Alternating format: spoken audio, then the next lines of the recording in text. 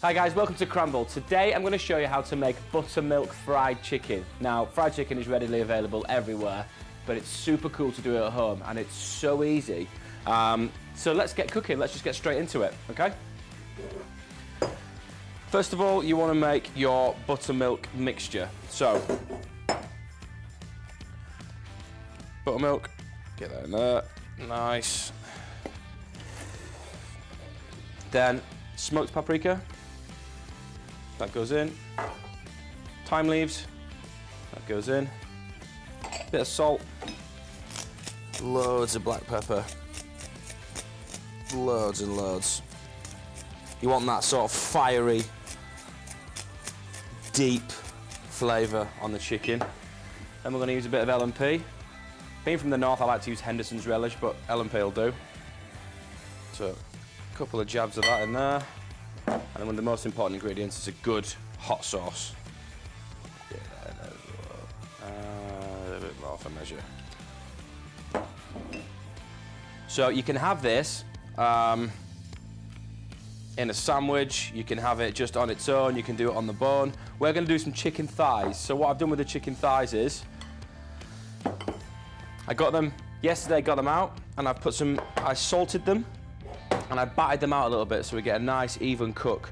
Also, when you put salt onto the meat, like a curing, the salt penetrates the protein chains, and it makes them more succulent when you cook.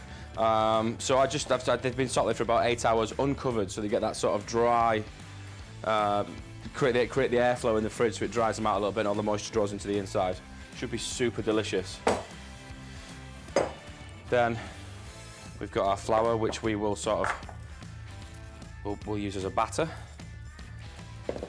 Now we need to get our oil hot. So in a big pan like this, I've just got about ½ an inch of vegetable oil. And you want to take that up to about 190 degrees, sort of fryer temperature. So what you could do with is using one of these probes. We have one from Thermapen, absolutely incredible. Great for probing meat, great for checking oil temperatures and whatnot. Or, you know, if you don't want it, if you haven't got one of those, you don't have one available, you can just break off a little bit of the batter and drop that into the fryer. And once it starts to float and caramelise and go brown and crisp up, then you know you're good to go. So let's get stuck in. Let's get this panade. It's a panade, it's a fancy term for breadcrumbing. So I'm not actually breadcrumbing it, but I'm going to coat it in the buttermilk, then I'm going to coat it in the flour, and then we're going to fry and have a chicken panade.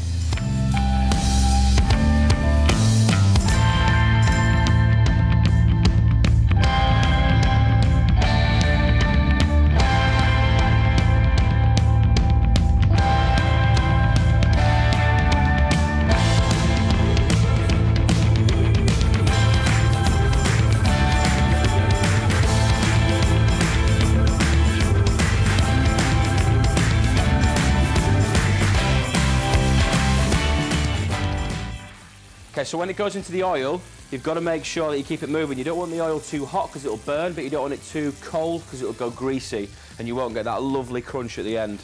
So it's really important. This is about right. And when you're putting it in there as well, you want the chicken thighs or the breasts or the drummers or the wings or whatever you're doing, you want them to be the same size so they cook at the same time. Don't be too keen to turn them over either.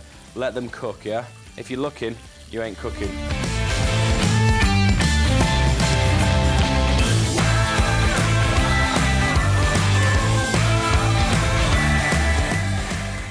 Okay, so we've been cooking now for about 8 minutes, 4 minutes on each side. Check this out. It's got a beautiful golden colour on the top. And it's really rigid, really crispy. Just keep turning it every now and again. Because it's a chicken thigh, it takes a little bit more cooking than a breast, so you've got to be a little bit more vigilant with it. But don't rush, speed kills, just chill. Okay, so they look about done to me. So get them out and just drop them onto some kitchen paper just to drain off any of that excess oil. And you can still hear that. Listen to that. Sizzling. Oh yeah, boy! It's going to be so good. So I've just got some buns. When we developed this, we messed about with it. I got criticised for the bread, but I just think you've got to have it on a seeded white bun. Like, it doesn't work on fancy ciabatta rolls or sourdough. I mean, it probably would, but I'm just not that hipster. Okay, so I've got some white rolls. I've got some shredded iceberg lettuce. Now, don't shred it too fine, otherwise it just goes to like water. You need a little bit of bite there. I've got some mayonnaise, and I've got some hot sauce, and I've got some lime. So, a little bit of salt onto your chicken, and then also put your lime on your chicken as well. It just cuts, I just like hot sauce and lime, it just cuts through it really well. Okay, so mayonnaise on the bottom. Don't be shy with your mayonnaise. Then on with our fried chicken. Listen to that, super crispy. On with our fried chicken. Then, the hot sauce. Now, again, don't be shy with this. Oh, it smells amazing. Like, you can smell the heat coming off that, like. And then, a little bit of freshly chopped iceberg lettuce. And then, just so your buns don't fall off the top, another little waz of mayonnaise on top of that.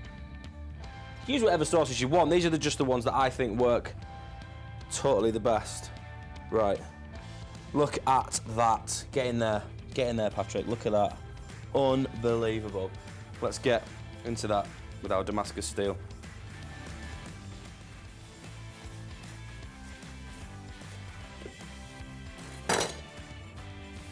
Oh my days.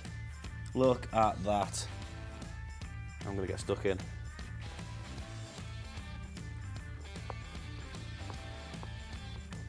God. We've got hot, crunchy, a bit of spice. Sour from the lime and the buttermilk. It doesn't get better than that. So cheap to do at home.